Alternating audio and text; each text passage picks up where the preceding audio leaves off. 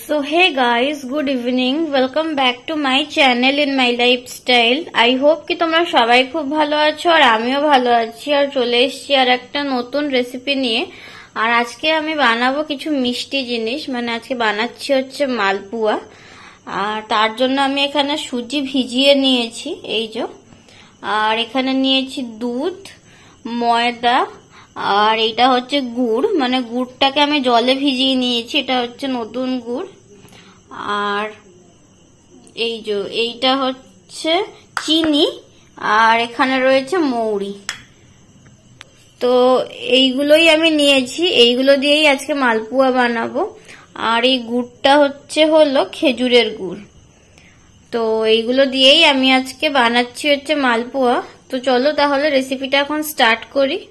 তো প্রথমে আমি সেই সুজিটা যে ভিজিয়ে রেখেছিলাম ওটার মধ্যে দিয়ে দিচ্ছি হচ্ছে এই যে এই ময়দাটা। যতটা ময়দা নিয়েছিলাম পুরোটাই দিয়ে দিলাম। এই যে দিয়ে এবার এইভাবে ভালো করে মেখে নিতে হবে সুজির সাথে ময়দা।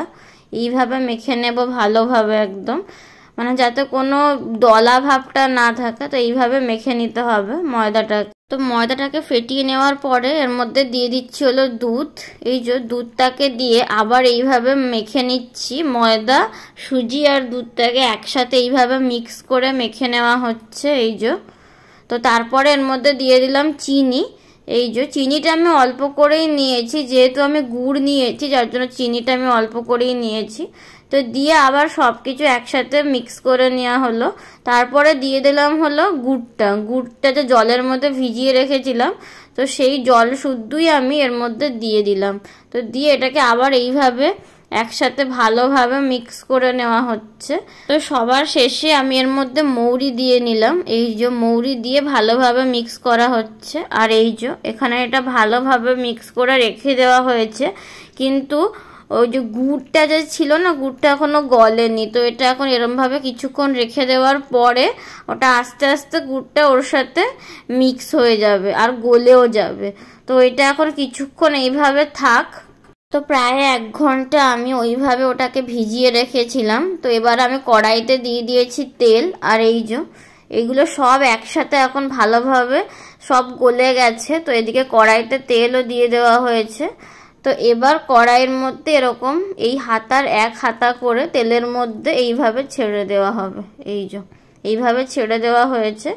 তো এবার একটা হাতার সাহায্যে সাইডগুলো এইভাবে আস্তে আস্তে, মানে এইভাবে আস্তে আস্তে এইভাবে উল্টানোর চেষ্টা করব। তো এই যে উল্টে দিলাম। এই যে তো পিছনটা দেখো হালকা হালকা লালচে ভাব হয়ে এসছে।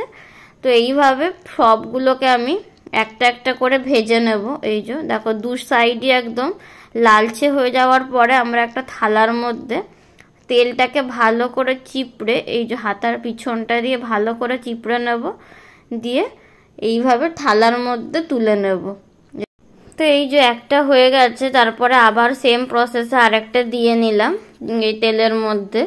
তো এইটাও প্রথমটা যেভাবেই করলাম সেইভাবে এইটা আবার আস্তে আস্তে করছি। আর এটা খুব সাবধানে করতে হবে, কারণ তেল মানে ছেটার একটা চান্স আছে।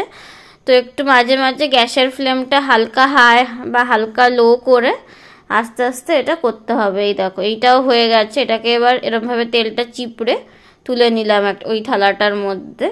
তো আমি এইভাবে বাকি যতগুলো আছে সবগুলো করে নিচ্ছি।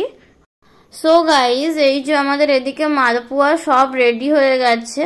আর তোমাদের যদি আজকের এই ভিডিওটা ভালো লেগে থাকে অবশ্যই একটা লাইক, শেয়ার, সাবস্ক্রাইব, কমেন্ট করে দেবে। দেখা হচ্ছে পরের ব্লগে। সবাইকে টাটা, সবাই খুব ভালো থাকবে আর সুস্থ থাকবে।